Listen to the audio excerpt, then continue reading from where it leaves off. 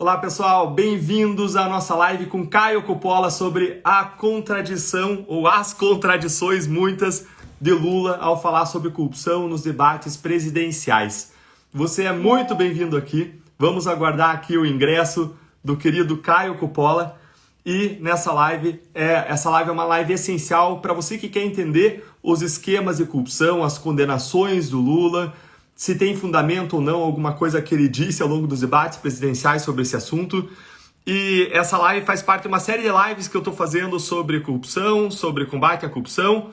Amanhã eu vou estar, pessoal, com o Roberto Mota, falando sobre a verdade, sobre os altos índices de assassinatos e de corrupção. Você consegue imaginar que altos índices de assassinato e de corrupção têm a ver uma coisa com a outra? Eu e o Roberto Mota amanhã vamos falar sobre isso. Ele é um especialista em segurança pública, eu sou um especialista em corrupção e a gente vai descobrir, vai mostrar para vocês como tem muita coisa em comum entre altos índices de assassinatos e altos índices de corrupção. Estou entrando agora, está entrando o Caio, a qualquer momento estará entrando aqui conosco. Muito bem-vindo, Caio, alegria recebê-lo aqui, viu? Tudo bom, doutor? Como vai? Bom demais, Caio. Show de bola. Alegria ter você aqui para a gente comentar as contradições de Lula nos debates ao falar sobre corrupção. O prazer é todo meu. Olha, em primeiro lugar, meus parabéns aí pela expressiva votação, né? Entre os 10 deputados federais mais votados. Eu posso falar por mim, pela minha família e por milhões de brasileiros que é uma satisfação enorme ter um representante do combate à corrupção do seu calibre no Congresso Nacional, viu, doutor? E de verdade é uma honra participar aí dessa sequência de lives tão instrutivas sobre esse tema fundamental para a democracia brasileira. Legal, Caio. Eu que agradeço por ter você aqui junto, debatendo esse tema. Você é uma pessoa que comenta tantos assuntos com tanta desenvoltura, é alguém que é formado em Direito na USP, então tem um conhecimento para poder tratar desses assuntos com profundidade, com correção. E é um prazer estar conversando sobre você, um jornalista que eu admiro, que tem desenvolvido um trabalho brilhante e reconhecido por milhões de pessoas. Poxa, super legal, obrigado. Caio. Pessoal, quem me segue e não segue o Caio, já aproveita, entra aí, clica, segue o Caio. Se você achar esse tema importante, é de falar sobre a corrupção de Lula, do PT, as contradições de Lula no debate, não deixa de marcar aí seus amigos, recomendar para amigos, compartilha, dá um like, que assim você vai fazer o algoritmo entender que essa é uma matéria interessante, esse é um assunto importante que precisa chegar a mais pessoas. E no nosso caso, né, deputado, agora eu ia falar procurador, no nosso caso, deputado, a gente sempre tem que ter esse cuidado a mais, esse zelo para a gente driblar o partidarismo do algoritmo, não é verdade? Sim, com certeza, Caio. E vale aqui uma ressalva que eu sempre falo em todas as minhas aulas sobre corrupção. A lei, né, a Constituição coloca que ninguém deve ser considerado culpado antes do trânsito e julgado de uma sentença penal condenatória. Toda a aferição de culpa é de incumbência da justiça. Agora, isso não retira de nós a liberdade de a gente comentar fatos, provas, condenações, anulações e condenações, como a gente vai fazer nesse caso aqui. Pessoal, eu separei alguns trechos de lives. Eu não consegui separar todos os que eu queria, mas eu consegui separar 5 cortes para a gente estar comentando, Caio. 5 cortes. O Caio eu não passei para o Caio antes, uma falha minha por falta de tempo, né, Caio? Então a gente vai fazer aqui tudo ao vivo. Eu mal fiz os cortes agora, mas vai ser bacana porque são cortes bem bacanas as entrevistas para que a gente possa estar comentando. Vou começar com um corte que é um corte curto. Vocês me falam aí se vocês estão ouvindo legal. E me perdoem, pessoal, eu não sou muito habituado a fazer live. Queria dar boas-vindas aqui a todo mundo aqui que está entrando. Mila, Valéria, Ana Boticário, super legal, Ana. Amaral, bacana, bem-vindo, obrigado. Estamos aí, novos rumos de vida. O que o Caio falou, essa vitória nas urnas, é uma vitória da causa. Não é Deltan, é a causa, é o combate à corrupção, são as boas causas que a gente carrega, é o bom trabalho que a gente fez em conjunto com vocês na Lava Jato. Vamos lá para o primeiro corte, pessoal. Corte 1, vamos rodar. E moralizamos muita coisa nesse país, sobretudo na Petrobras. Nós capitalizamos a Petrobras em 70 bilhões de dólares. Eu vou repetir, esse corte aqui merece uma repetição, pessoal. Nesse país, sobretudo na Petrobras. Nós capitalizamos a Petrobras em 70 bilhões de dólares. Ele começa a dizer, moralizamos muita coisa nesse país especialmente a Petrobras. Não, não, não, não, não acredito que eu escutei isso. Gente, o que a gente viu na Petrobras foi o maior escândalo, o maior esquema de corrupção da história da face da Terra, com um partido se apossando de uma estatal, a maior estatal brasileira na época, maior empresa brasileira da época, uma das maiores petrolíferas do mundo, e loteando, dividindo entre diferentes partidos, mas não só dividindo, dizendo quem quer receber quanto de propina em cada contrato, em cada área. Gente, estabelecer um esquema de corrupção arraigado, sistematizado, sistêmico, não só sistêmico, mas sistematizado. Porque a gente fala sistêmico quando faz parte do sistema. E depois a gente explica porque fazia parte do sistema do PT. Mas, além de sistêmico, ele era sistematizado, organizado, em diferentes ministérios, em diferentes áreas também da Petrobras. Isso é você moralizar. Gente, ele inventou um novo conceito, um novo conteúdo para o termo moralizar, que eu estou tentando entender aqui qual que é. Caio, como você? É inacreditável, né? A gente sabe que eventuais sucessos da Petrobras no período lulopetista, né, e houve sim o crescimento da empresa, eles se deram a despeito da corrupção, né? Eles se deram apesar do aparelhamento político. Afinal de contas, existe uma conta muito interessante para a gente fazer, que é relacionar o PIB do Brasil com o PIB da China, um grande mercado consumidor, e também com o boom das commodities. E isso que explica, em parte, o sucesso efêmero da Petrobras no lulopetismo. Mas a partir do momento em que essa onda passa, né, e que os efeitos perniciosos da corrupção eles começam a aparecer, né, especialmente, foi citado inclusive no debate, né, a construção de 3 refinarias não concluídas, uma delas que nunca será, a conta nunca será, o investimento nunca será pago, que é lá de Abreu e Lima, que era inclusive uma parceria com o governo ditador, né, da Venezuela. Então, quando a gente começa a ver o que está acontecendo, realmente choca, é um assinte essa declaração do Lula de que o PT moralizou a Petrobras, quando na verdade ele fez o que o ministro Gilmar Mendes, à época, né, caracterizou como uma cleptocracia, ou seja, o Estado governado por ladrões, tendo a corrupção como uma finalidade mesmo, institucional, né, em escala industrial. São falas, né, do ministro do Supremo Tribunal Federal, é importante a gente pontuar isso. Ele diz o seguinte: a Petrobras era deles. Deles quem? Do PT e da sua base aliada, em especial, o procurador sabe, o MDB e o PP, né? E a gente está falando aí de excedentes, né, no contrato, se eu não me engano, na ordem de 1 a 3%. Contratos multimilionários, bilionários. No caso das refinarias, a gente está falando de sobrepreço de 10 vezes o orçamento inicial, né? Esse era o tamanho, né, da ladroagem, né, para usar uma palavra mais coloquial. Então, ouvir esse sujeito falar que moralizou a Petrobras, sendo que ele próprio reconhece no debate que houve roubalheira, sim, né? Ele não reconhece a própria culpa, mas é impossível, né? Os valores foram recuperados. A gente tem aí aquele diretor de terceiro escalão, se não me engano, Barusco, devolvendo algo na ordem de 90 milhões de dólares. Né? A gente tem aquelas delações do Renato Duque, eram todas indicações políticas. Mesmo os funcionários de carreira da Petrobras que entraram no esquema, eles faziam parte, eles avançavam no organograma da organização conforme indicações políticas. Né? Então, ainda bem que isso ficou no passado, né, Deltan? É importante falar isso. A gente sai de uma realidade no Brasil em 2015 das estatais dando 32 bilhões de reais de prejuízo para uma realidade em 2021 do conjunto das estatais federais, já com centenas de bilhões de reais em ativos privatizados, mas dando 187 bilhões de reais de lucro. De lucro. E isso não são só as estatais, pessoal. Também é toda a infraestrutura portuária, aeroportuária. A gente pega, por exemplo, Porto de Santos, né, que lá lameado em corrupção, quase um esquema mafioso, né, de décadas, um prejuízo de R$500 bilhão por ano e agora lucro recorde superior a R$500 bilhão por ano.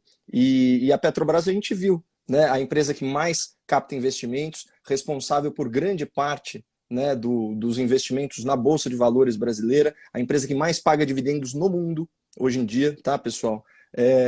Você vê, lucrou mais de 100 bilhões de reais, e para cada R$ 1 que a Petrobras lucrou, ela gerou pelo menos R$ 2,30 em lucros, dividendos, tributos e royalties, né? Então, a gente tem hoje uma empresa muito mais fortalecida. Agora sim, né, com governança, ela está moralizada, mas não era o caso na época do Lula. Assim, acho que eu vou dar 3 exemplos rápidos dessa moralização que eu acho que seria melhor traduzida por roubalheira na Petrobras. Primeiro, o exemplo que o Caio mencionou: refinarias construídas com corrupção que, se funcionarem na melhor escala possível ao longo de toda a sua vida útil, jamais vão se pagar. Ou seja, é um investimento ruim. E investimentos ruins e ineficientes são muito associados à corrupção, porque governos muito corruptos, eles passam a escolher os investimentos não em função do retorno para a sociedade, mas sim em função da possibilidade daquele investimento gerar um retorno em propina. Eles passam a gerar, então, investimentos em elefantes brancos, porque são grandes quantias, muito mais fáceis de ser desviadas, em vez de olhar para aquilo, para o investimento que vai gerar mais retorno econômico ou social em benefício da população. Segundo exemplo, para além das refinarias, a compra da refinaria de Pasadena. A compra de uma refinaria que era chamada de Ruivinha pelos interlocutores da compra. E nesse caso, não era um elogio à beleza de Pasadena, porque era Ruivinha. Nesse caso, o apelido era Ruivinha por causa da corrupção que escorria, da corrupção da ferrugem que escorria, porque era uma refinaria velha, obsoleta. Uma e pior, sucatona. Nem refinava o tipo de óleo brasileiro. E aí eles fizeram a compra com um superfaturamento apontado pelo TCU de 700 milhões de dólares. 700 milhões de dólares. A refinaria tinha sido negociada pouco tempo antes aí por coisa de 50 milhões de dólares. Depois foi negociada pela Petrobras, foi comprada por mais de 1 bi. É algo absurdo. E o TCU apontou um superfaturamento de 700 milhões de dólares. Terceiro exemplo agora. Primeiro exemplo, refinarias. Segundo exemplo, a compra de Pasadena. Terceiro exemplo, o diretor de área de navios, navio-sonda. Navio-sondas são navios utilizados para extrair petróleo, são como se fossem bases de extração, e esses navios-sondas são caríssimos, custo bilionário. E o diretor de área encomendou um estudo para verificar se era necessário construir novos navios-sondas. E o resultado foi negativo. Ele mandou refazer o estudo. O resultado foi negativo. Ele mandou uma terceira vez refazer com pressupostos mais otimistas, pedindo. Ou seja, orientou dizendo, ó, quero comprar. E aí veio o estudo para comprar navios-sondas desnecessários. E o que aconteceu? Compras regadas ao pagamento de propinas, o que sugere que o que eles queriam, na verdade, era efetivamente as propinas. E esses navios-sondas, teve navio-sonda que ficou parado em alto mar, sem ter o que fazer, ao custo de 500 mil dólares por dia. 500 mil dólares por dia, sem ter o que fazer. Gente, essa é a moralização da Petrobras. Espero que não moralize mais nada. Isso desse jeito não dá. Esse tipo de moralização, vulgo, roubalheira, a gente não quer mais. Bacana, Caio. Posso passar para o segundo corte? Estou curiosíssimo. Boa, vamos para o segundo. Olha lá.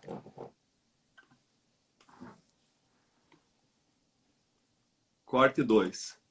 O Brasil tem um potencial extraordinário e se houve corrupção na Petrobras, olha, prendeu-se o ladrão que roubou, acabou. E prendeu porque houve investigação. Porque no nosso governo nada era escondido. Por isso, meu Caio, eu não tenho nenhum problema de explicar o petrolão, o petrolinho. Quando o cara confessa o crime, é porque ele cometeu um crime. As pessoas foram lá e delataram que houve roubo na Petrobras, pode ter havido.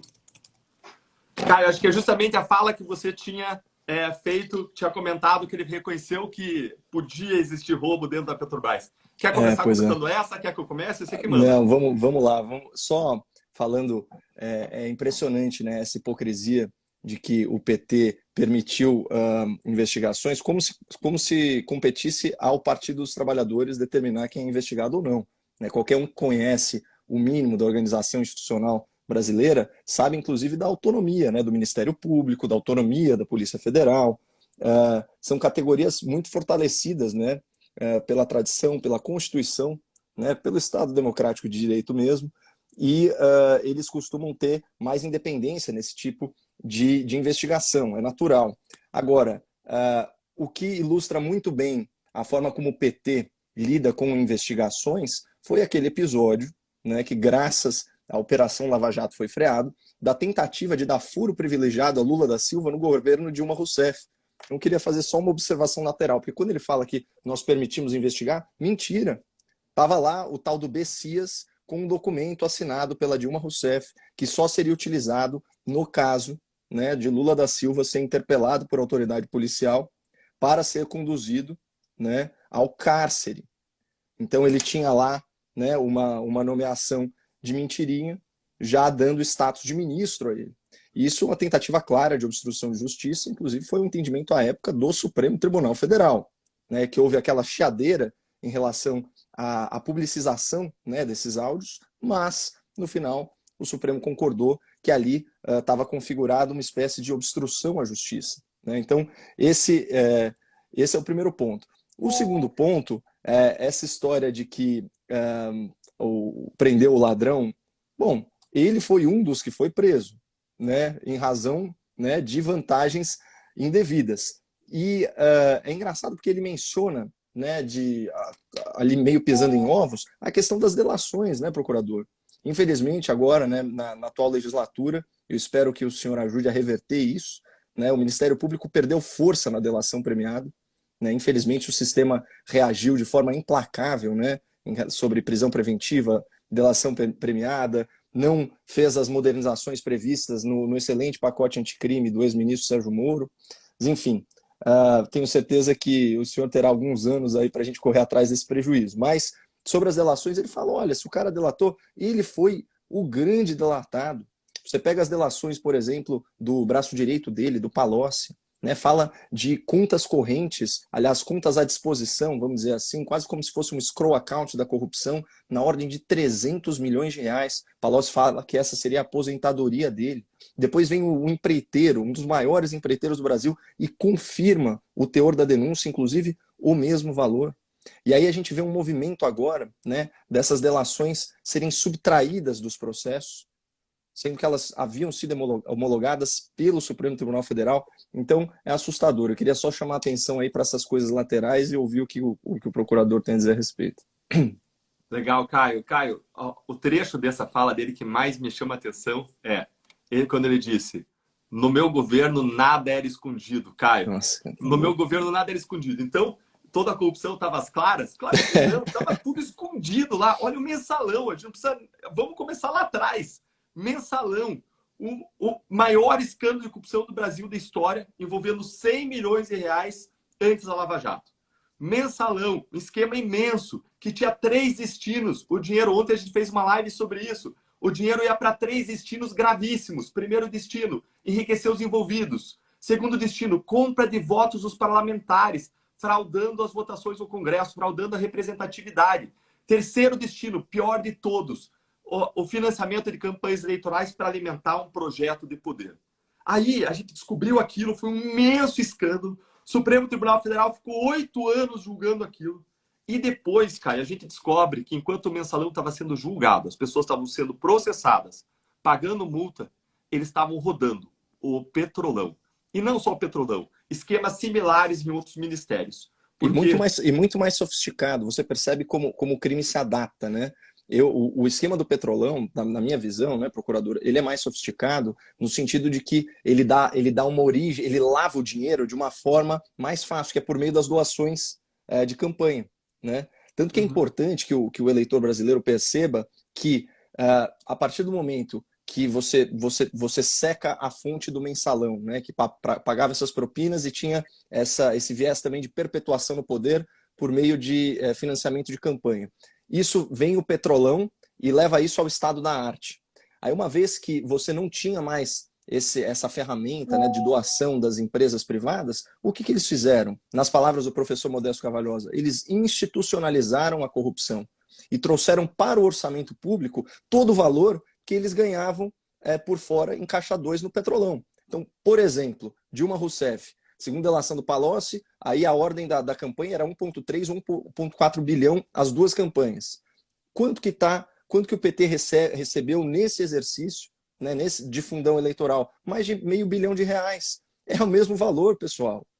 É o mesmo valor. Então o que eles fizeram? Eles puxaram do orçamento. eles constitucionalizaram uma receita para a qual antes eles precisavam recorrer a alguma coisa ilícita. Então, hoje em dia, eles usam só o fundão, que é imoral, especialmente da forma como é usada aqui no Brasil. Mas, enfim, sou eu divagando aqui. Não, certíssimo, certíssimo. E o Lula fala ali, prendeu, acabou. Isso me lembrou, sabe, uma fala do Clube da Impunidade. O Clube da Impunidade, aqueles advogados, o grupo Prerrogativas, fizeram um jantar de lançamento da candidatura do Lula. E aí foi lá um advogado e disse, se o crime já aconteceu, para que punir?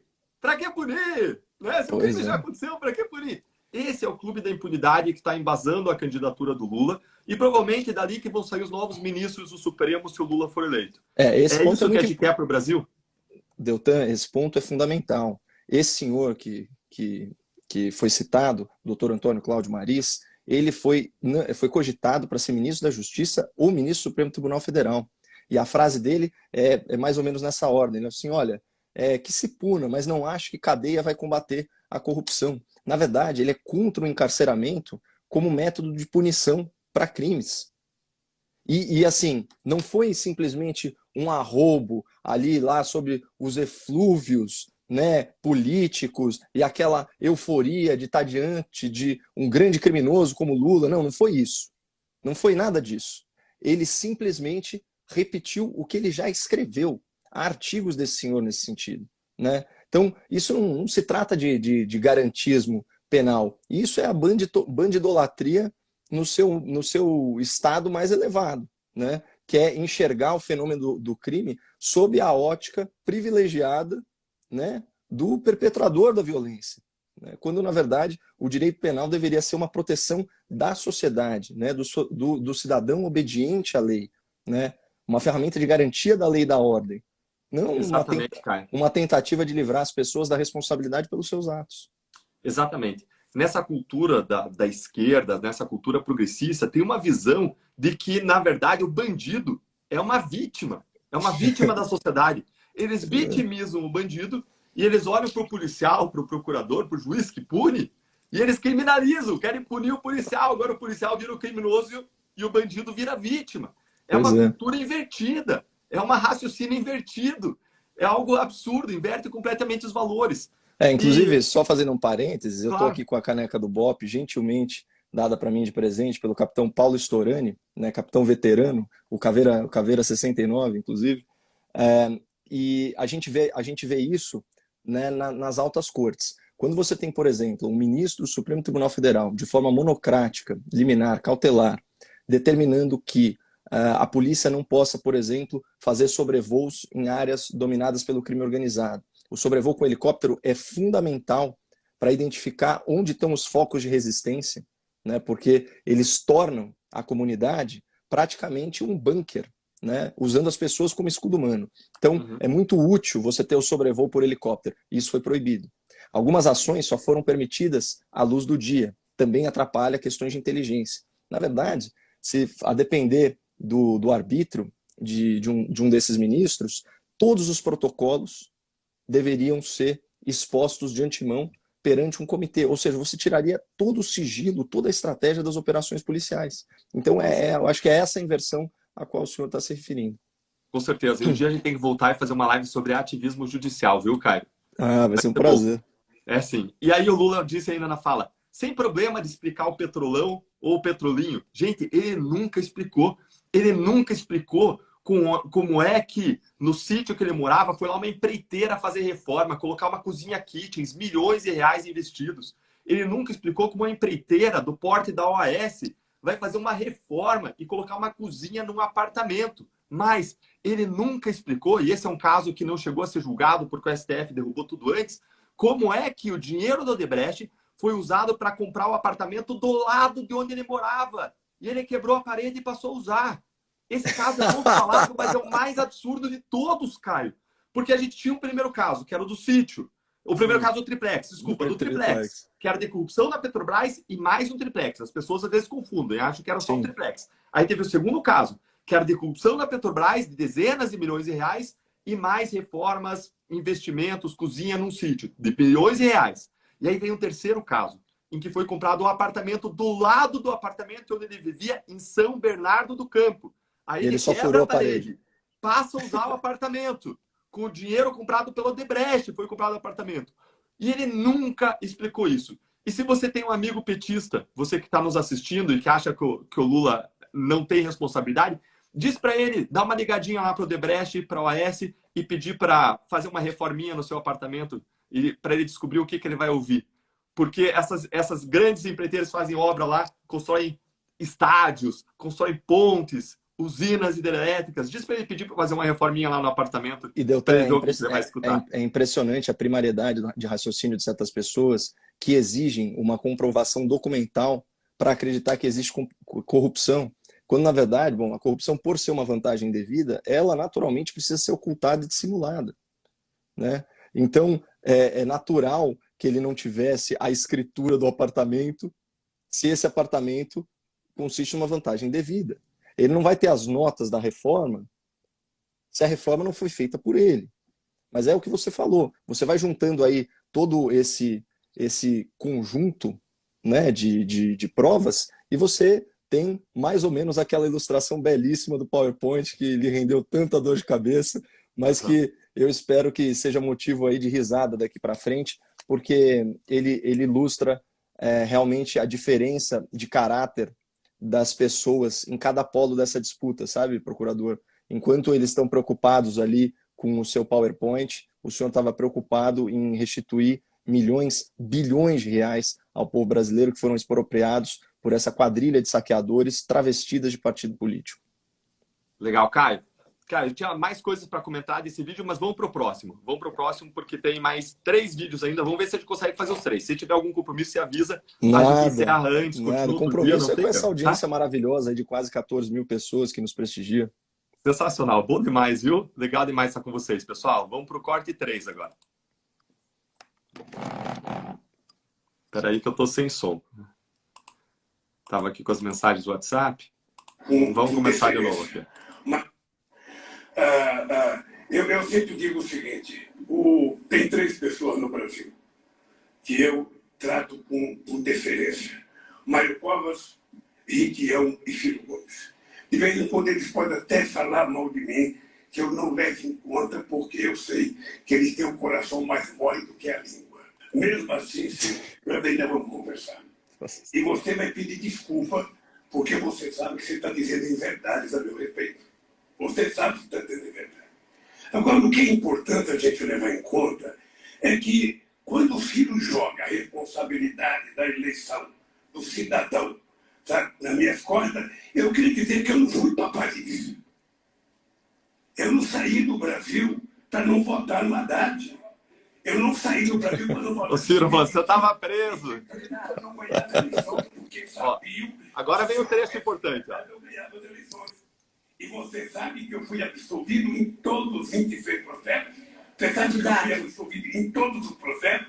Fui absolvido na ONU, fui absolvido na primeira, na segunda instância e 2 vezes na Suprema Corte. Agora é o seguinte, eu sou o único inocente que paga o preço de ser inocente. Ou seja, eu sou culpado porque sou inocente.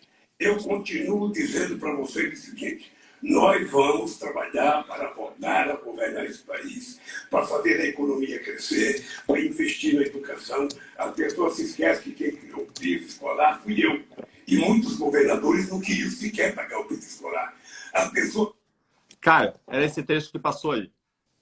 Lula falando que é inocente. Você começa ou eu começo? Não vai você dessa vez. Você conta, vamos lá, vamos contar então. Lula, você não foi absolvido. Que mentiroso, Lula. Que mentira, você jamais foi absolvido. Você foi condenado no primeiro processo do Triplex por um juiz, mas antes você foi acusado, não por mim. Você foi acusado por 15 a 20 procuradores da República, todos independentes, que todos podiam seguir a lei e a sua consciência, ninguém era obrigado a assinar aquela acusação contra você, e os 15 a 20 assinaram porque entenderam, você era culpado, entenderam que você era culpado, assinaram aquela acusação, aquela denúncia para apresentar para a justiça te julgar. Foi a justiça, você apresentou prova, se defendeu, e o juiz da primeira instância condenou você, mas não parou por aí, Lula. Foi a segunda instância. A segunda instância, 3 desembargadores independentes, depois de um parecer de um outro procurador da República que também falou que você tinha que ser condenado, esses 3 desembargadores independentes mantiveram a condenação. Rejulgaram tudo. Porque no Brasil, na segunda instância, se rejulga tudo. Tudo que o réu leva. Você levou tudo, eles rejulgaram tudo, confirmaram a sua condenação. Então, o que é isso? Que perseguição de quem? 3 desembargadores independentes. Aumentaram a pena. Aumentaram a pena. E não parou aí. Foi ao tribunal, STJ, com ministros colocados por você lá. Que perseguição por ministros que você que colocou lá. E os 4 ministros, de forma unânime, falaram que você era culpado. Mantiveram a condenação. Isso no primeiro caso do triplex. Aí teve um segundo caso, sítio de Atibaia. De novo, 15 a 20 procuradores da República independentes acusaram você. Não foi Deltan, foram 15 a 20 e todos independentes. Entraram em unanimidade de que você deveria ser acusado. Foi a julgamento, não mais por Moro, por uma juíza, Gabriela Hart, condenou você mais uma vez, não só por lavagem de dinheiro, não só pelo sítio, mas por corrupção na Petrobras, mais lavagem de dinheiro por meio do sítio. Isso foi ao tribunal. 3 desembargadores, um deles já tinha mudado, já era novo. 3 desembargadores independentes de novo, de modo uniforme, unânime, mantiveram a condenação. Tinha ainda um terceiro processo em que os procuradores, de novo, de forma unânime, acusaram você por conta da corrupção na Petrobras, da Odebrecht, e por o dinheiro da Odebrecht ter sido usado para comprar um apartamento do lado de onde você morava em São Bernardo, quebrou a parede e passou a utilizar o apartamento. E se a gente somar os benefícios só seus, sem contar toda a corrupção da Petrobras, de dezenas de milhões, só os benefícios imputados a você por essas condenações e por essa acusação do apartamento do lado do seu, né? É só isso, em valores atualizados, dá 30 milhões de reais. E tem gente que vem falar, era um apartamentinho, era uma reforminha, nada, 30 milhões de reais. Então, como absolvido ontem. O que o STF fez foi derrubar, anular. Ele jamais entrou nas provas, ele jamais disse que os crimes não foram cometidos, ele nem disse que não tinha prova para condenação. Nada disso o Supremo disse. O que o Supremo Tribunal fez, e depois a ONU fez em cima do Supremo Tribunal Federal, com base na decisão do Supremo, foi anular o caso, do mesmo modo como o nosso sistema de justiça garantiu a impunidade dos grandes escândalos de corrupção ao longo da história, anulando ou deixando prescrever. Essa é a realidade. E é o seguinte também, né, Deltan? Para que fosse provada a inocência dele, precisaria haver absolvição, né? Então você tem 2 tipos de sentença, né, no nosso sistema penal. Você tem a sentença condenatória e absolvitória.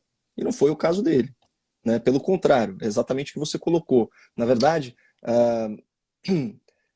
é importante que as pessoas entendam a diferença entre anular um processo e absolver um réu. Até porque existem outras formas de uma pessoa escapar da justiça.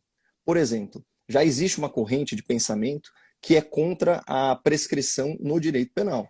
E, inclusive uma corrente que vem se fortalecendo. Eu não sei o que o doutor pensa sobre isso, mas basicamente é o seguinte, a passagem do tempo, né, não tem aquela história que o tempo a tudo cura, né, o tempo ele ameniza, ele arrefece tudo, da mesma forma o direito enxerga. Então, passado muito tempo da ocorrência de um crime, o Estado perde a sua pretensão punitiva, ou seja, o seu direito, né, de fazer justiça em cima daquele caso concreto.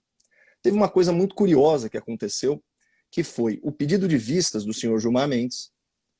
Ele fica sentado aí um bom tempo em cima de uma daquelas ações, se não me engano, relativa à parcialidade ou imparcialidade do juízo de primeira instância. Ele fica sentado um tempão e quando dá o timing certinho para prescrição de certos crimes, ele desarquiva aquilo e julga de forma até bastante expedita, né, na segunda turma, se não me engano. É uma coincidência incrível de timing, né, por parte do senhor Gilmar Mendes. Eu vou deixar aqui só como uma elucubração, né, uma conjectura. Mas o ponto é o seguinte, o Lula já tem idade avançada.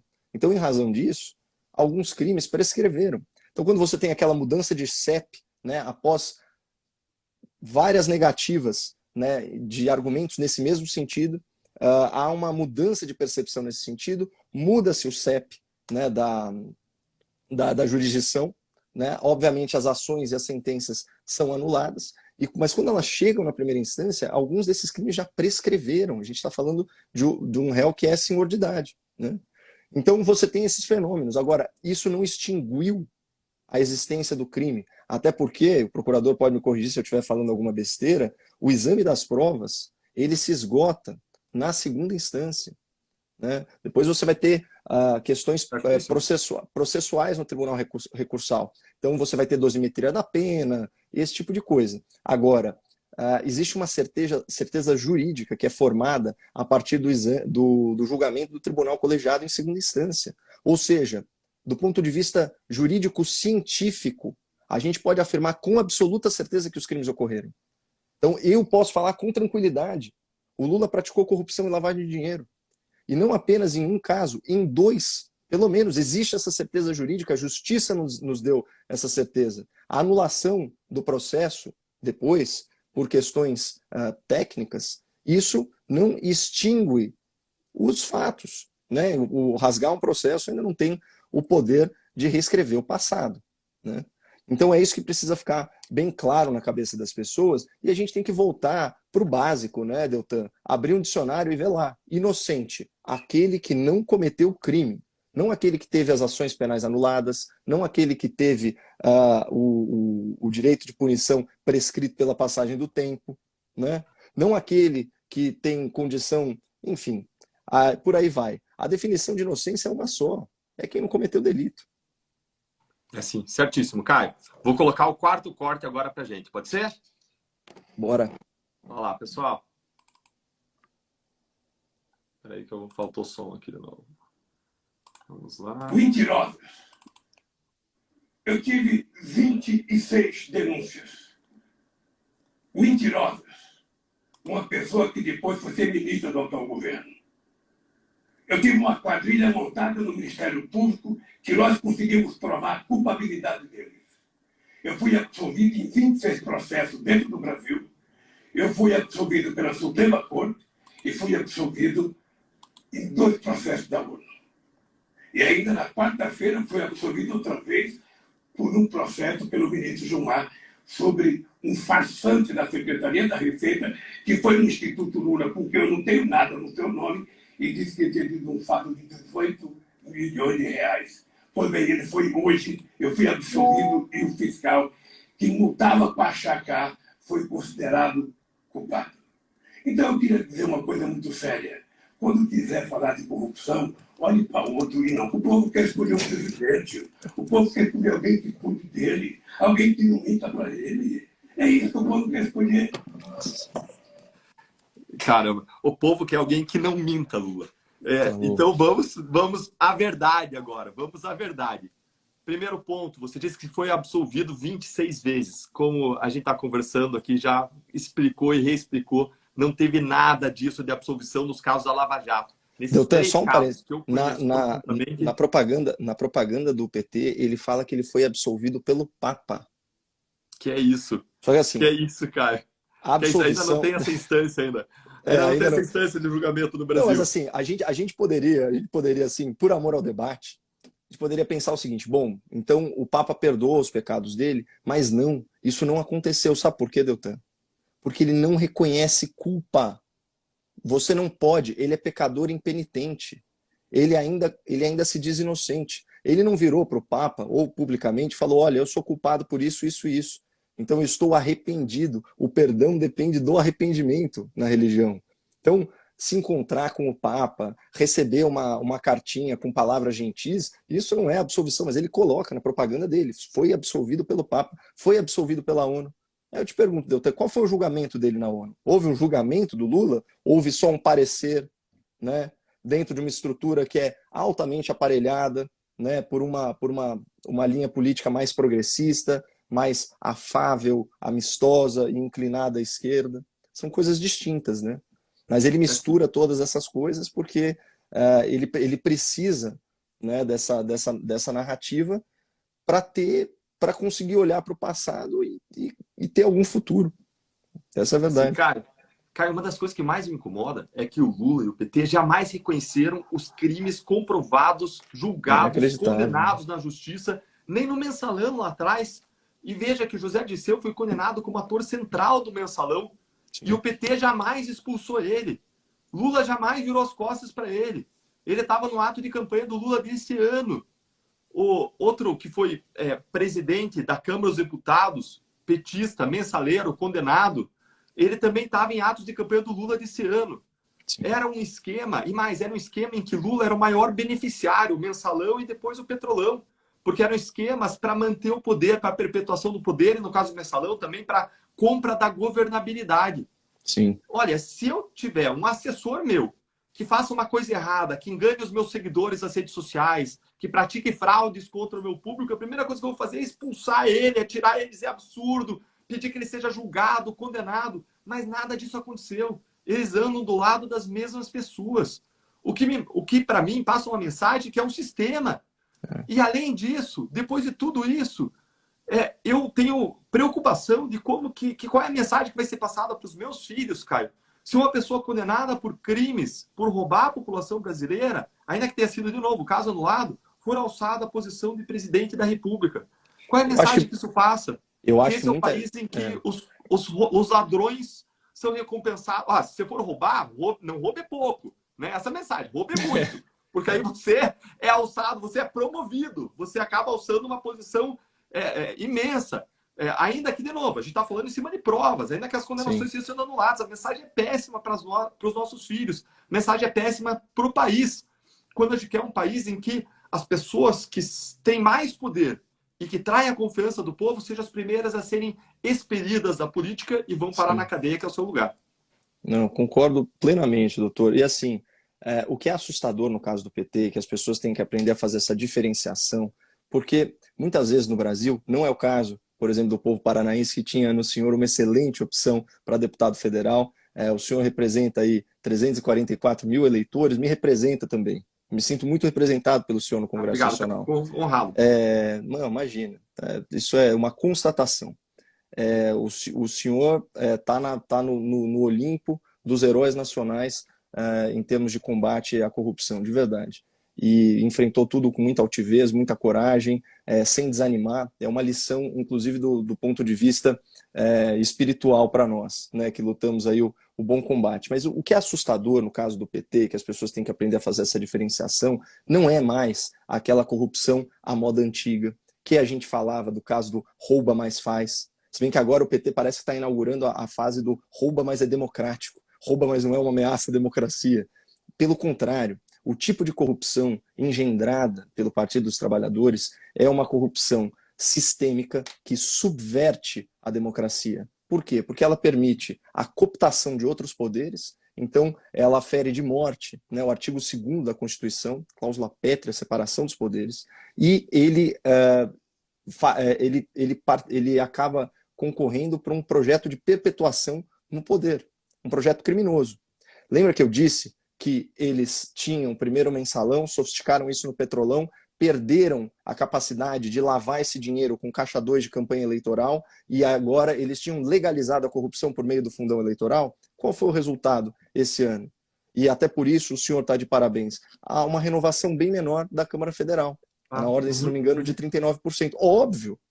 Óbvio, porque você cria mais gargalos para a democracia brasileira, que já tem os seus porteiros, que esse é o único país, única democracia um pouco mais avançada, né, que ainda exige filiação partidária, que inclusive fere direitos humanos e o Pacto de São José da Costa Rica. Né? Você tem isso e você tem muita gente controlando esse dinheiro. Então, o que acontece? Você não tem oxigenação política, você não tem renovação. Né? E, de novo, volto aqui, vou usar a exata expressão do senhor Gilmar Mendes em 2015. O método de governança do PT é um método de governança corrupta e cleptocrata. Ele falou exatamente isso. Né? Então, o que assusta é as pessoas não conseguirem fazer a diferenciação entre eventuais faltas ou erros de governos, e isso acontece com algo dessa magnitude, dessa ordem, algo que põe em risco toda a democracia. Quando você tem essa estrutura de aparelhamento que se retroalimenta de forma muito, muito perniciosa, você está construindo, né, uma situação de caos. Poxa, olha a dificuldade que foi para o Brasil de se livrar desse cancro que era o Partido dos Trabalhadores na estrutura federal do governo. E quando eles saem, você vê que eles ainda deixam os tentáculos e as ramificações. E a prova eloquente disso é o aparelhamento dos altos tribunais, que agora nós estamos vendo, estão decidindo descaradamente em favor de um partido político. A ponto, Deltan, e aqui, né, até para nos proteger, vou apelando ao argumento de autoridade, citando outras fontes, editorial do jornal O Globo, falando: o ativismo judicial é uma ameaça preocupante à democracia e o Supremo Tribunal Federal passa a impressão de se comportar como um partido de oposição ao governo. Claro, se nós fazemos oposição ao governo de turno, isso pode ser conveniente no momento, mas a gente tem que pensar em termos de princípios, né? Assim, com certeza, Caio. E, Caio, uma outra frase que me chamou atenção nessa fala do Lula que a gente analisou agora, ele disse que ele foi absolvido por Gilmar Mendes num processo da Receita Federal contra ele, que cobra 18 milhões de reais em tributos. Isso é um absurdo. O que Gilmar Mendes foi, numa canetada, como eles fizeram em outros grandes casos de corrupção ao longo da história, trancar uma ação fiscal que cobrava 18 milhões de reais em tributos sonegados, e trancou porque eles anularam lá atrás o caso Lula e derrubaram provas de busca e apreensão. E aí eu fiz uma live com o auditor da Receita Federal que conhece o caso, que conhece as investigações da Receita, e ele disse: olha, o juiz deixou de analisar, o ministro Gilmar deixou de analisar, como teria que analisar, o fato de que existem muitas provas independentes das buscas e apreensões feitas sobre o Lula que sustentam aquele auto de infração. E o ministro Gilmar não fez isso. E aí o Lula seguiu nessa frase que a gente viu, dizendo que o auditor fiscal achacou. Isso é de uma leviandade. Não tem nenhum indicativo, nenhuma prova, nem a alegação deles existia até esse momento de que o auditor teria achacado. E ele segue dizendo que o auditor fiscal foi considerado culpado. Gente, isso é um atentado contra as instituições de investigação que estão lá cumprindo o seu dever contra poderosos. Como é que vocês acham que o auditor fiscal que está lá fazendo o seu trabalho, um procurador, um investigador e um juiz, se sentem quando vem uma pessoa com esse nível de poder atacando, dizendo que teve achaque sem qualquer evidência, sem qualquer indício, sem qualquer fato, e jogando o nome e a reputação de uma pessoa honesta, trabalhadora, que está lá fazendo o seu trabalho, jogando no lixo? Isso é um absurdo. E depois ele fala que ele protege investigações, que ele respeita as instituições, e vou entrar no que você disse, Caio. O que aconteceu nesses esquemas do PT foram o maior ataque à democracia consumado desde a redemocratização. Foi o maior ataque consumado à democracia. Não é ameaça à democracia, não é risco à democracia. Foi o maior ataque consumado. Eu dou aula sobre corrupção, eu tenho um curso Entenda a Corrupção, um curso inclusive virtual, quem quiser pode ser meu aluno, e nesse curso eu explico, eu mostro como que esses partidos do Petrolão, eles ganharam mais em dinheiro de propina do que eles receberam em fundo partidário. Sim. E isso desnivela o campo do jogo democrático, porque tem pesquisas, como uma que eu mostro lá, do Jairo Nicolau, que mostra que quanto maior número de reais investido numa campanha, maior o número de votos. Aí você pega os 100 milhões de dólares lá do Sérgio Cabral e investe numa campanha eleitoral, não tem para ninguém competindo com ele. Aí você pega os 51 milhões de reais lá que estavam dentro de malas de viagem e dentro de caixa de papelão no apartamento do Gidel Vieira Lima e você bota numa campanha, não tem como competir. Não tem como competir porque são propagandas hollywoodianas que fazem qualquer pessoa parecer um anjo, são flyers e santinhos espalhados por todo lugar, são benefícios espalhados, compram votos de diferentes formas, compram vereadores, compram correligionários, compram cabos eleitorais, quando não compram os próprios votos dos eleitores. Sim. Então, é a maior fraude à democracia consumada da história, esse desvio volumoso, imenso de dinheiro para investimento em campanhas eleitorais. E no caso do mensalão, né, o que é curioso, a gente fala, pagava uma mesada para manter uma base de apoio. É importante a gente traduzir o que isso significa, né, doutor? Que é o seguinte, olha, basicamente ele está comprando o voto dos parlamentares, né? Especialmente aqueles fisiológicos, né, de uma tradição mais patrimonialista, descompromissada, né, com o voto consciente do eleitor, ou o voto de opinião, que assim, por assim dizer. Então, essencialmente, o que você está fazendo é garantindo para você, né, o exercício das suas próprias razões. Então, como que funcionava? Bom, eu tenho aqui uma empresa que eu quero favorecer, eu já sei que ela vai me dar, né, uma parte desse contrato por fora, então eu pago uma mesada menor para os parlamentares e faço eles aprovarem legislação de ordem tributária. Aliás, a descrição do Palocci, do modus operandi, geralmente era isso, né? Em cima do quê? Como a esquerda brasileira defende um Estado maior, um Estado mais inchado, eles lançavam mão de alguns subsídios, de algumas isenções tributárias para, né, justificar. É como se você cria a dificuldade para vender a facilidade.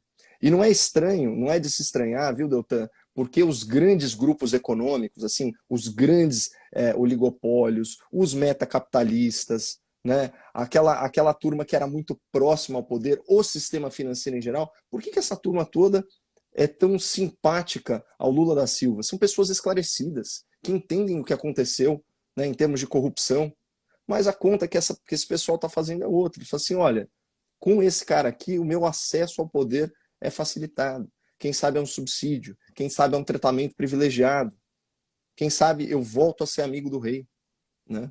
Enfim, mas aí são questões para o eleitor ponderar muito bem na hora de votar, mas é muito importante diferenciar o tipo de corrupção do lulopetismo do tipo de corrupção que infelizmente é comum aqui no Brasil, que, se é que dá para a gente falar isso, é aquela corrupção à moda antiga, né, que você simplesmente desviava uma verba pública com a finalidade de se locupletar, né, diferente de estabelecer um projeto aí criminoso de perpetuação no poder.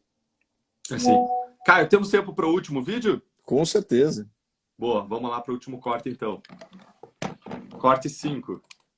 Se eleito presidente, vai governar o país como o chefe de um governo que sabia desses 120 bilhões que foram desviados, ou como alguém incompetente que não sabia o que aconteceu?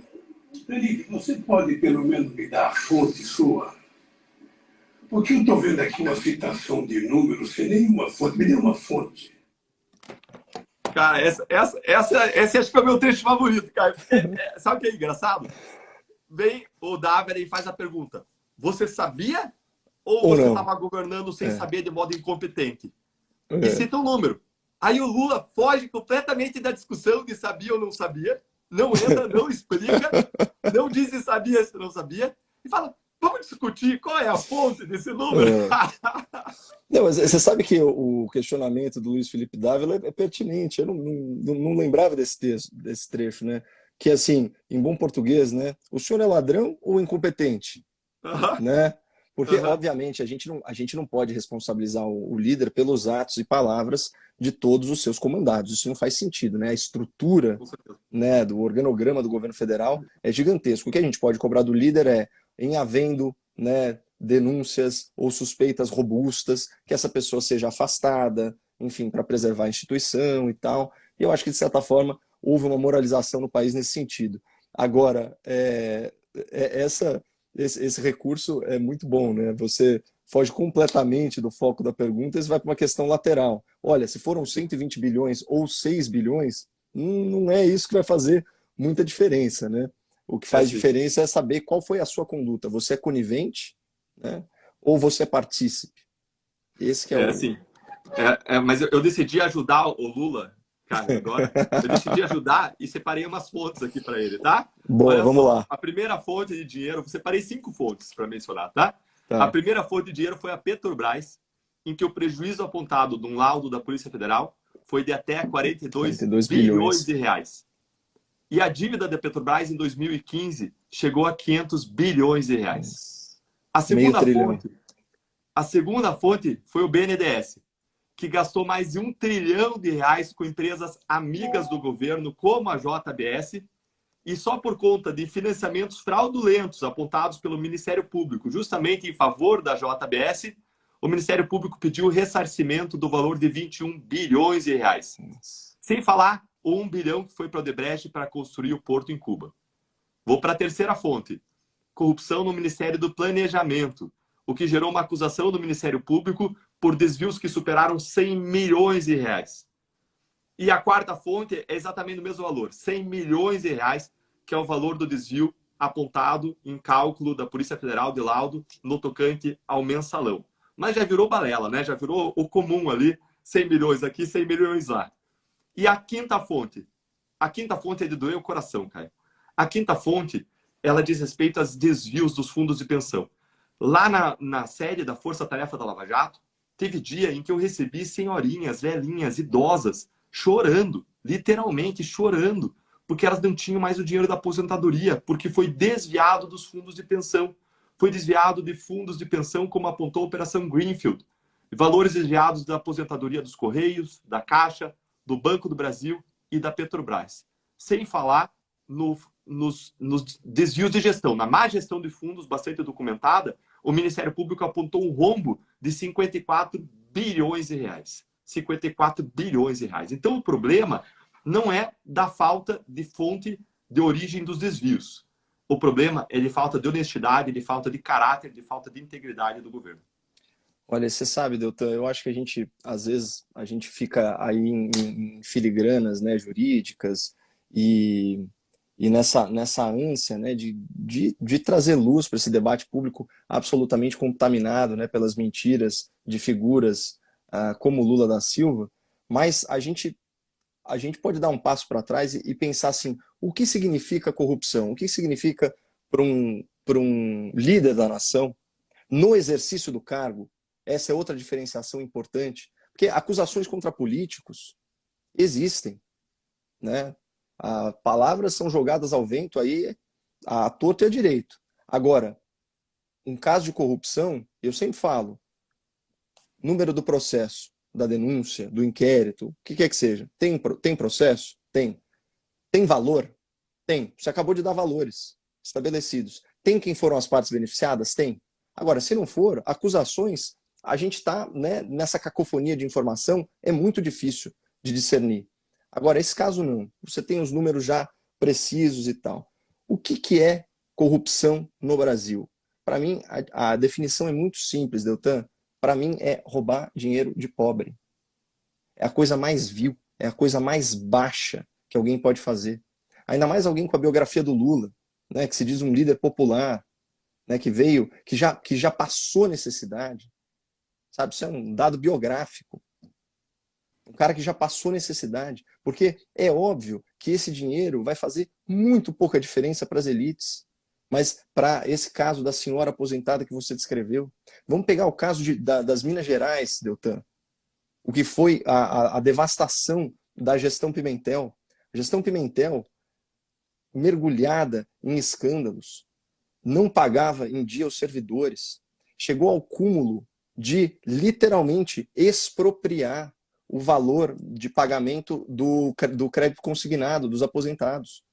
Então o que acontece? O mecanismo lá, e está sendo descrito pelo atual governador reeleito, o Romeu Zema, era um esquema asqueroso, né? Então o governo descontava na folha de pagamento o empréstimo, a parcela do empréstimo consignado, só que não pagava para o banco, jogava para os cofres públicos. Então, o servidor aposentado, ativo ou aposentado, acordava um belo dia e estava com o nome sujo no SPC Serasa. É isso. Você imagina um negócio desse? Porque aí a gente está falando do impacto real. Quando a gente pensa nos desvios, nos elefantes brancos lá, que o senhor falou, quando a gente pensa nos grandes desvios, por exemplo, para a construção desnecessária de estádios de futebol, em lugares ermos, que não tem infraestrutura esportiva. Quando a gente pensa nos desvios de CPMF, cuja finalidade precípua era financiar a saúde, né? E quando a gente pensa na corrupção mesmo, esses valores bilionários que foram citados, né? Quanta coisa não poderia ter sido feita, né, em prol dos mais necessitados. Assim, é uma tristeza. Então, de verdade, eu tenho muita dificuldade de trabalhar a minha empatia por pessoas que aceitam a volta dessa caterva à cena do crime, sabia, Deltan? E eu sempre tento, sabe, me despir de preconceitos e até mesmo de reações passionais em relação a isso, para tentar ser persuasivo, para tentar, sei lá, trazer uma mensagem de esclarecimento, de racionalidade, mas é muito difícil, porque ofende muito a minha moralidade, né? E não existe uma equivalência moral, pelo menos nesse aspecto, em relação às duas candidaturas que estão em disputa. E é muito importante, eu estava vendo hoje os resultados do Datafolha, Lula seria eleito com 52% dos votos. Sabe? Então, é hora desse Brasil moral se unir. Eu lembro em 2019, as pesquisas indicavam, lá, quando começaram a ser feitas, se não me engano, lá pelos idos de abril ou maio de 2019, indicavam 35%, mais ou menos, de intenção de voto, né, para o atual presidente, e na ordem, na casa aí de 25% para o ex-ministro da Justiça, né, o doutor Sérgio Moro, agora senador eleito também pelo Paraná. Aliás, já deixo aqui uma saudação ao juiz Moro pela grandeza dessa atitude, né, de se desprender de divergências passadas em prol de algo maior. Né? Eu achei muito nobre da parte dele, não é toda pessoa que teria agido dessa maneira. Afinal de contas, a parte dele já estava garantida, já estava eleito.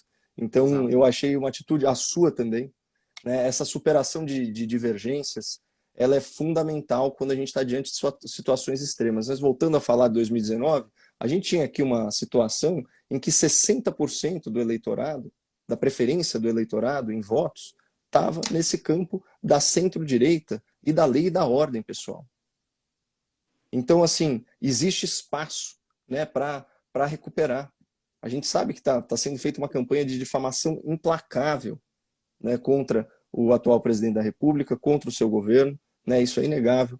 Como eu estou vendo aqui várias pessoas aí se solidarizando comigo e com a Jovem Pan aqui nos comentários da nossa live, doutor. A Jovem Pan está sob uma censura injustificável, inconstitucional, inconcebível no Estado de Direito por parte do Tribunal Superior Eleitoral. Né? Para você ter uma ideia, existe uma diretriz agora da direção de jornalismo, nós não podemos fazer críticas a magistrados.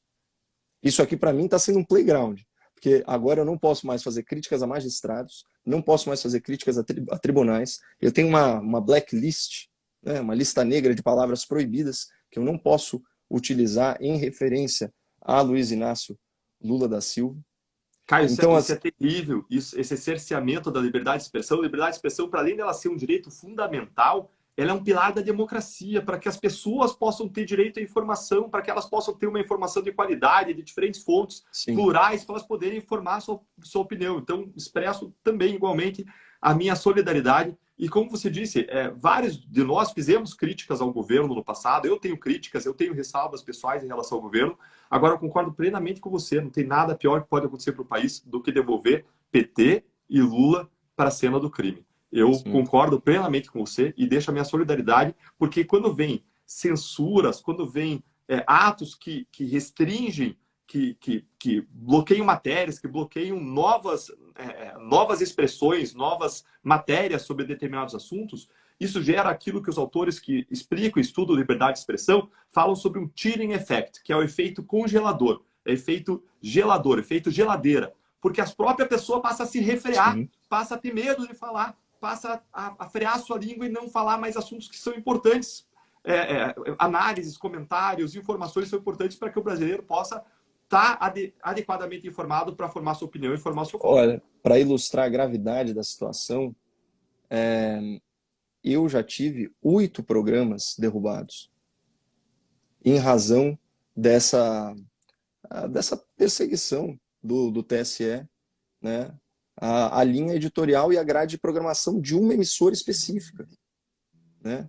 E assim, a gente sabe que o direito ele já propicia para nós todas as ferramentas, né, para eventualmente responsabilizar pessoas que se excedem, né, do seu direito de expressão. Né? Então você tem aí os crimes contra a honra, você tem o direito de resposta, você tem tudo isso. Agora, esse controle aí, a priori, meu Deus do céu, isso daí é muito perigoso. E o que a gente vê, não sei se você percebe esse fenômeno, doutor, mas é um avanço paulatino, incessante nas liberdades individuais. Né? Começou com a censura a uma matéria, lembra lá do antagonista, do amigo do meu pai? Começou com isso. Depois começou com desrespeito à livre distribuição do processo, o desrespeito ao juiz natural. Né? Começou com um inquérito que tinha um vício de origem, porque não era da competência, no caso do Supremo Tribunal Federal. Aí, no âmbito desse processo, foram censurados, foram suspensas contas e perfis em redes sociais. Né? Aí depois você teve prisão ilegal, né, de um parlamentar, violação da imunidade. Aí você tem o parlamento absolutamente acoelhado, convalidando essa decisão vergonhosa, e também o plenário do Supremo, né, atuando, a meu ver, de forma corporativista. E você vai tendo aí uma série de quebras. E parece que o autoritarismo ele vai ganhando corpo, né? Ele vai recrudescendo. Imagina o que foi feito com esses empresários. Empresários tiveram a conta suspensa por terem dado um joia num grupo de WhatsApp. Caio, eu analisei esse caso, fui até falar como jurista numa comissão do Senado Federal sobre esse caso, e lá eu rolei pelo menos 10 ilegalidades cometidas nessa decisão relacionada aos empresários. E eu fui olhar a própria troca de mensagens. Eu nunca vi uma decisão de busca, pressão e de bloqueios baseada numa matéria jornalística. Não Sim. tinha nenhuma outra evidência, era uma matéria jornalística, eu vi tudo que tinha lá. E olhando as falas dos empresários, tudo acobertado na liberdade de expressão. Não tinha nenhum crime, não tinha nenhuma incitação a crime, ninguém dizendo Sim. vamos fazer, não. Eram opiniões, eu posso até discordar das opiniões, achar equivocadas, mas eram opiniões resguardadas dentro do direito constitucional da liberdade de expressão. Eu concordo e expresso minha solidariedade, realmente. Eu lembro que eu até brinquei, porque tinha um empresário lá que era dono de uma grande cadeia, né, de uma grande rede de restaurantes. Eu falei, bom, qual a ameaça que esse senhor posa para a democracia brasileira?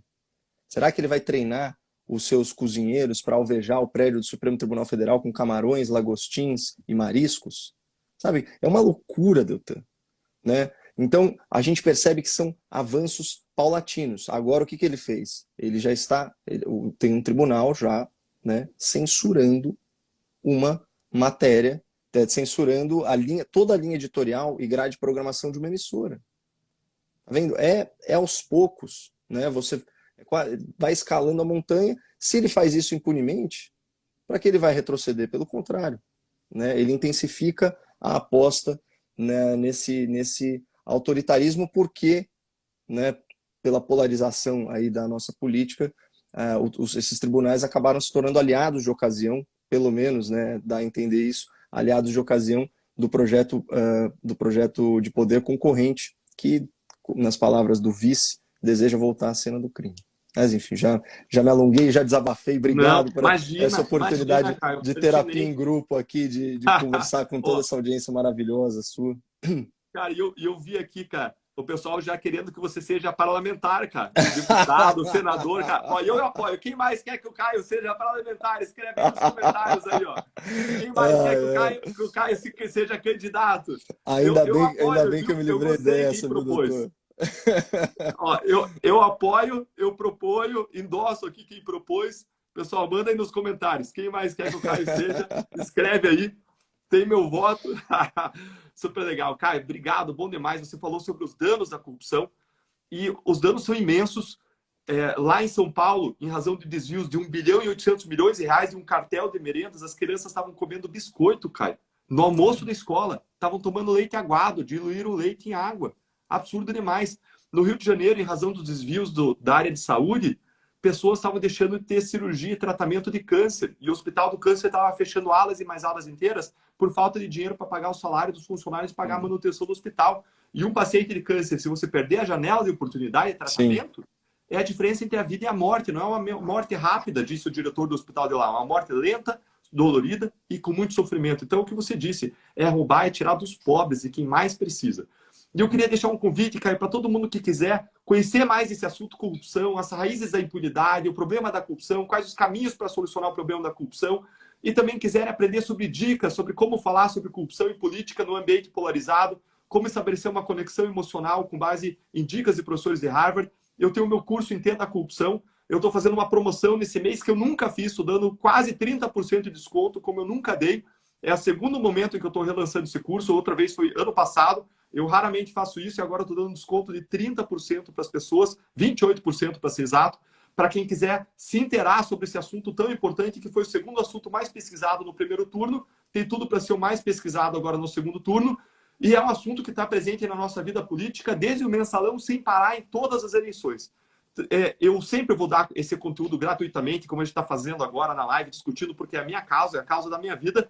Mas quem quiser conhecer, sem o intermediário de uma universidade, de uma faculdade, diretamente, num curso online, esses conteúdos de modo sistematizado, organizado, com dados, com embasamento, para a pessoa falar com a autoridade, ser reconhecida ao falar com isso com segurança, eu quero convidar vocês para o meu curso. Você encontra o link na bio do meu canal, lá em cima, lá onde você tem o nome, a descrição, o perfil, tem a bio. Lá você, clicando na bio, no Linktree, você encontra o link do curso, ou entrando lá na minha página oficial, que é deltandalagnol.com.br.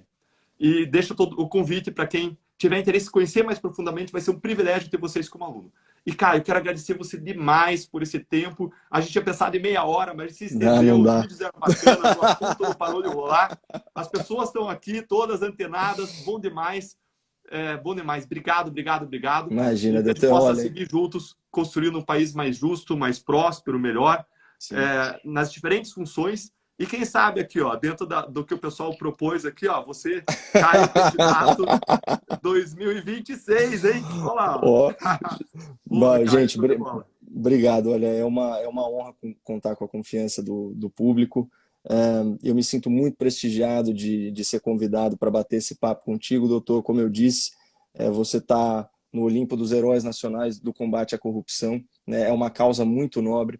Eu aprendi num artigo de Vossa Excelência que quando você combate a corrupção revida. Então, não esmoreça. Continue com essa vontade de aço que o senhor tem. A gente precisa de vozes esclarecidas, a gente precisa de intelectuais do direito que escaparam, né, a essa ideologia nefasta que prega que criminosos são vítimas da sociedade. Então, é muito bom saber que tem pessoas com discernimento, que sabem distinguir o certo do errado e que vão lutar por um ambiente aí de menos privilégio, de mais oportunidades para todo brasileiro, contra as grandes injustiças que são cometidas contra a nossa população vulnerável. Então, em nome de todos os brasileiros que odeiam a corrupção, que detestam os corruptos, que abominam o crime, muito obrigado pelo trabalho do senhor. Cara, eu que agradeço demais, fico emocionado ao te escutar e peço mesmo a você e a todo mundo que nos escuta, não esmoreçam, porque a força que a gente tem é a força que vem de vocês. Do mesmo modo como a força que o Caio tem no jornalismo, fazendo esse jornalismo tão bem como ele tem feito, é a força que vem de vocês. A gente precisa de ajuda, precisa caminhar juntos e que a gente possa juntos, Caio, construir um Brasil mais justo, mais próspero e melhor. Isso aí. E quem sabe aí, ouvindo o pessoal, o Caio comigo. Teremos 4 anos para convencer o Caio, pessoal. Pois é, boa. Né? Ó, Caio, dá até para eu tirar obrigado, um período sabático no mesmo. Ó, Deltan, muito obrigado, você e a sua audiência. Valeu. Não percam a esperança no Brasil e fiquem com Deus. Beijo enorme. Valeu, grande abraço. Tchau. Até logo. Tchau, tchau.